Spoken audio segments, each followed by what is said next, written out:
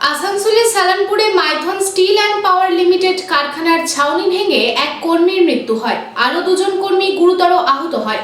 ঘটনায় ব্যাপক চাঞ্চল্য ছড়ায়। তৃণমূল ও বিজেপি দুই শ্রমিক সংগঠনের পক্ষ থেকে ক্ষতিপূরণের দাবি তোলা চলাকালীন কারখানা চত্বরে উত্তেজনার সৃষ্টি হয়। পুলিশ এসে পরিস্থিতির সামাল দেন।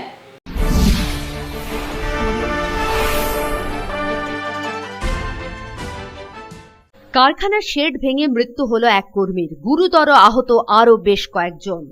আসানসোলের সালানপুরের দেন্দুয়া পঞ্চায়েতে Maithon steel and power limited কারখানার এক প্ল্যান্টের ছাউনি ভেঙে এক কর্মীর মৃত্যু এবং দুজন কর্মী গুরুতর আহত হয়েছেন। এই ঘটনায় কারখানা চত্বরে চাঞ্চল্য ছড়িয়েছে। ঘটনার পর ছুটে আসে সালানপুর থানা এবং রূপনারায়ণপুর ফাঁড়ির পুলিশ।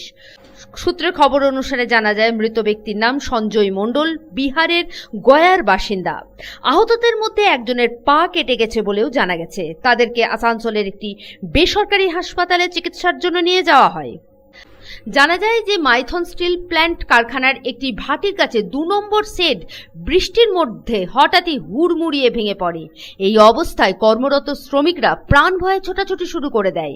এই ঘটনার পর কারখানার শ্রমিকরা গেটের সামনে বিক্ষোভ দেখাতে শুরু করেন। তারা অভিযোগ করেন, এই কারখানায় কোনো সেফটি বলে কিছু নেই। যে কোনো সময় যে কোনো রকম দুর্ঘটনা ঘটে যেতেই পারে।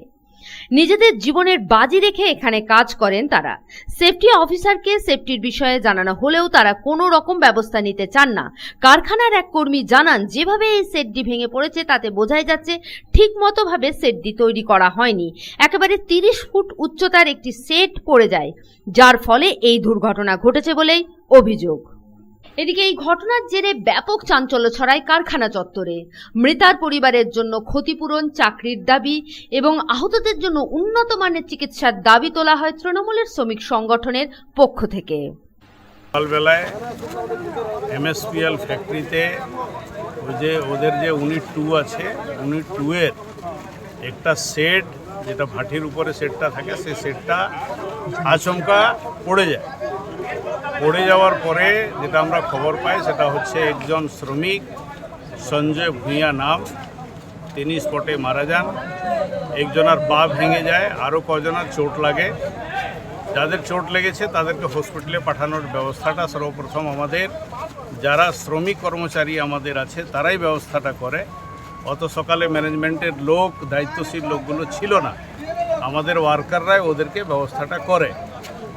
এরপরে যেটা আমি ব্যক্তিগতভাবে, আমার ঘরে একজন লোক মারা গেছে, আমি বাইরে ছিলাম, ব্যক্তিগতভাবে খোঁজ খবরটা নিই।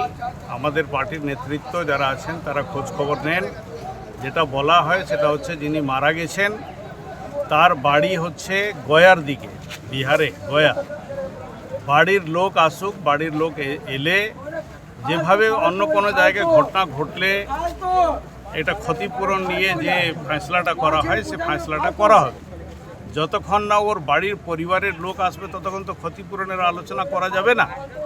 আমাদের এই কারখানার যতগুলো শ্রমিক আছেন তারা এখানে সবাই জড়ো হয়ে ক্ষতিপূরণের দাবিকে সামনে রেখে সবাই এখানে বসেছেন। আমরা INTTUCর পক্ষ থেকে ওটা বলেছি, সেটা হচ্ছে ওর বাড়ির লোক পৌঁছালে সবাই, আমাদের যারা এই শ্রমিক কর্মচারী আছেন তাদেরকে নিয়ে কারখানা কর্তৃপক্ষের সঙ্গে বসে তার ক্ষতিপূরণ বাবদ যা যা আছে, যেটা আমরা অন্য কারখানাগুলোতে আমরা পাইয়ে দিয়েছি শ্রমিক কর্মচারীকে, সেটা পাইয়ে দেওয়ার ব্যবস্থাটা করা হয়। অন্যদিকে বিজেপি শ্রমিক সংগঠনের পক্ষ থেকেও ক্ষতিপূরণের দাবি তোলা হয়। তবে এই বিক্ষোভ চলাকালীন দুই পক্ষের শ্রমিক সংগঠনের মধ্যে হঠাৎই বচসা শুরু হয়। তৃণমূলের শ্রমিক সংগঠন ক্ষতিপূরণের দাবি, নিরাপত্তা এবং আহতদের চিকিৎসার দাবিতে কারখানা চত্বরে বিক্ষোভ দেখায়। অপরদিকে বিজেপির একই দাবিতে কারখানা চত্বরে বিক্ষোভ দেখাতে থাকে।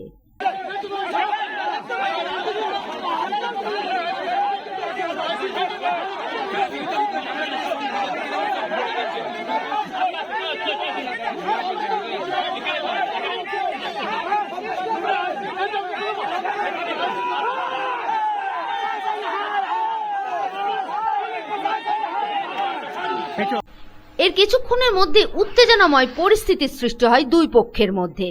ঘটনাস্থলে বিশাল পুলিশ বাহিনী এসে পরিস্থিতি সামাল দেয়। ঘটনাস্থলে ছুটে আসে এসিপি জাভেদ হোসেন, শালানপুর থানার আইসি অমিত হাটি সহ অন্যান্য পুলিশ আধিকারিকরা। এরপর পুলিশের সঙ্গে বিজেপির কর্মী সমর্থকদের বচসা থেকে ধস্তাধস্তি শুরু হয়। পরে পুলিশ দুই রাজনৈতিক দলের কর্মী এবং সমর্থকদের কারখানা চত্বর থেকে সরিয়ে দেয়। যদিও এখনো পর্যন্ত এ বিষয়ে কারখানা কর্তৃপক্ষের কোনো বক্তব্য পাওয়া যায়নি। সন্তোষ মণ্ডলের report, public Times. Tiger house में आपका स्वागत है, जहां हर दीवार में है टाइगर की ताकत।